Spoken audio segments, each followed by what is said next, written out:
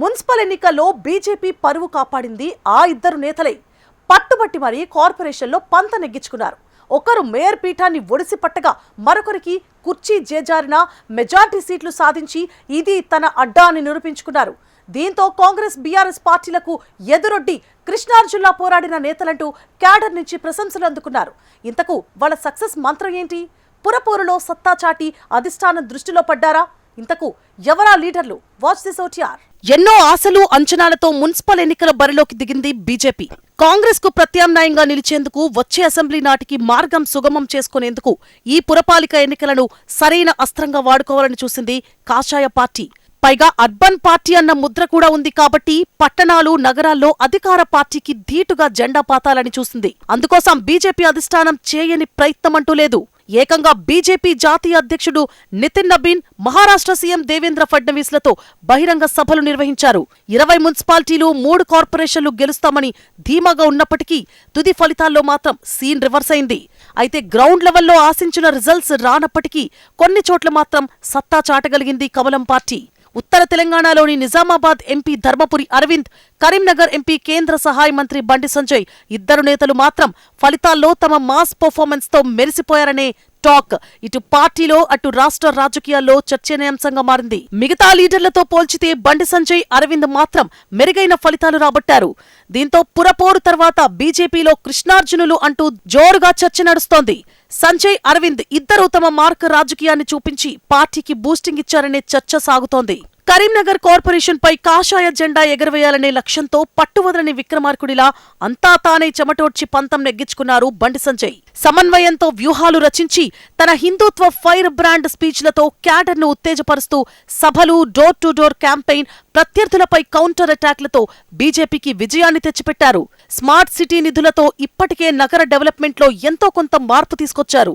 బీజేపీని గెలిపిస్తే ఖచ్చితంగా నిధులు తెచ్చి మరింత అభివృద్ధి చేస్తానని చెప్పి ప్రజలను ఆకర్షించడంలో సక్సెస్ అయ్యారట సంజయ్. వ్యూహం ఫలించి బీజేపీ 30 డివిజన్లలో సొంతంగా గెలిచి సింగిల్ లార్జెస్ట్ పార్టీగా అవతరించింది. అయితే చివరి నిమిషంలో రాజకీయ హైడ్రామా నడిచినప్పటికీ స్వతంత్ర కార్పొరేటర్లను పార్టీలో చేర్చుకొని తొలిసారిగా కరీంనగర్ కార్పొరేషన్ మేయర్ పీఠం బీజేపీ కైవసం చేసుకుంది. దీంతో బండి సంజయ్ కల నెరవేరినట్లయింది. మరో నేత అగ్రెసివ్ లీడర్ ధర్మపురి అరవింద్ వ్యూహాత్మకంగా యువత, మధ్యతరగతి, పట్టణ ఓటర్లను టార్గెట్ చేస్తూ సోషల్ మీడియా ప్రచారం, రోడ్డు షోలు నిర్వహించారు. నిజామాబాద్ కార్పొరేషన్లో గెలిచేందుకు అరవింద్ చేయని ప్రయత్నమంటూ లేదు. మన ఇందోర్, మన మేయర్ అంటూ గోడలపై పెయింట్ వేస్తూ వినూత్నంగా ప్రచారం చేస్తూ ప్రత్యర్థి పార్టీలు కాంగ్రెస్, ఎంఐఎంలను గట్టిగా కార్నర్ చేస్తూనే కేంద్ర పథకాల లబ్ధిని ప్రజలకు వివరించారట. పసుపు బోర్డు ఏర్పాటు చేయించడం, అరవింద్ ఫౌండేషన్తో పసిపిల్లల ప్రాణదాతగా 2 సార్లు ఎంపీగా గెలిచి ప్రజలకు చేసిన సేవలు, తన మాస్ హిందూత్వ ఫైర్ స్పీచ్లతో యువతను ఆకట్టుకోవడంతోనే నిజామాబాద్ కార్పొరేషన్లో బీజేపీ 28 డివిజన్లు గెలిచి సింగిల్ లార్జెస్ట్ పార్టీగా అవతరించిందట. అరవింద్ అన్నీ తానే చెమటోడ్చినప్పటికీ మేయర్ పీఠం ఆమడ దూరంలోనే అందని ద్రాక్షలాగా మిగిలిపోయిందట. కార్పొరేషన్లో 60 డివిజన్లకు గాను బీజేపీ సొంతంగా 28 డివిజన్లు గెలవగా కాంగ్రెస్ 17, ఎంఐఎం 14, బీఆర్ఎస్ 1 గెలిచి కాంగ్రెస్, ఎంఐఎం, బీఆర్ఎస్ పొత్తులో కాంగ్రెస్ మేయర్ పీఠం, డిప్యూటీ మేయర్ ఎంఐఎం పంచుకున్నాయి. దీంతో మ్యాజిక్ ఫిగర్ కు కేవలం 3 స్థానాలు తక్కువగా ఉండడంతో త్రుటిలో మేయర్ పీఠం తప్పిపోయిందట. గత 2020 ఎన్నికల్లో సైతం బీజేపీ 28 స్థానాలతో ప్రతిపక్షానికి పరిమితం కాగా ఈసారి కూడా అదే పరిస్థితి నెలకొనడంతో పెద్ద నిరాశే మిగిలిందనే చర్చ పార్టీలో జరుగుతోంది. అయినప్పటికీ అరవింద్ మార్క్ రాజకీయం మాత్రం పనిచేసింది. అధికార కాంగ్రెస్తో బీఆర్ఎస్, ఎంఐఎంలతో పాటు స్వతంత్రులను తట్టుకొని మెజార్టీ సీట్లు సాధించగలిగారు. కరీంనగర్లో మేయర్ పీఠం గెలిచి పరువు నిలుపుకుంది బీజేపీ. త్రుటిలో నిజామాబాద్ పీఠం చేజారింది. వాస్తవానికి స్థానిక ఎన్నికల్లో అధికార పార్టీదే పైచేయిగా ఉంటుంది. పవర్లో ఉంది కాబట్టి ప్రభుత్వంలో ఉన్న పార్టీకే ఓటు వేసేందుకు ఓటర్లు మొగ్గు చూపుతూ ఉంటారు. కానీ ఉత్తర తెలంగాణలో అధికార పార్టీని ధీటుగా ఎదుర్కొని కాళ్లకు బలపం కట్టుకుని తిరిగి పార్టీని గెలిపించడంలో బండి సంజయ్, ధర్మపురి అరవింద్ ఫుల్ సక్సెస్ అయ్యారట. దీంతో పార్టీ పరువును కాపాడిన పోరాట యోధులంటూ పార్టీలో చర్చ జరుగుతోందట. బీజేపీ అధిష్టానం దృష్టిలో పడ్డమే కాక మంచి మార్కులు కొట్టేశారట.